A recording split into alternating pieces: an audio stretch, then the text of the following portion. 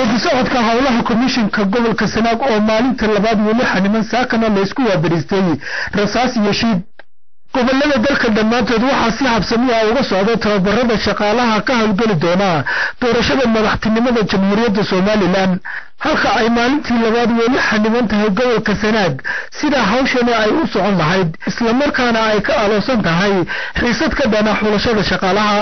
xiisadan ayaa dhalisay is-afgaranwaa dhinacyo badan saaka ayaa ahayd inuu si toos ah tababarkan uga bilaabo magaaladan Ceerigaabo dhanka kalena kulan lagaga arrinsanayay sidii kor loogu qaadi lahaa tayada waxbarashada dadban ayaa lagu qabtay hoolka shirarka hotelka Sanaag ee magaalada Ceerigaabo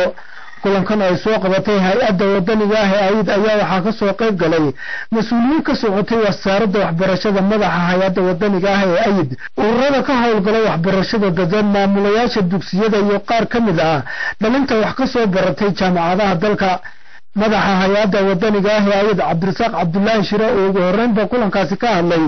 ayaa ku dheeraaday ahmiyadda ay u leedahay in kor loo qaado tayada waxbarashada dadban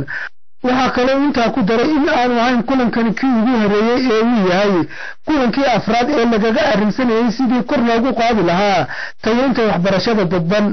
sidoo kale wuxuu inta ku daray inay sameeyeen xaqiiq raadis ku wajahan waxbarashada dadban siday u noqon lahayd mid hana qaada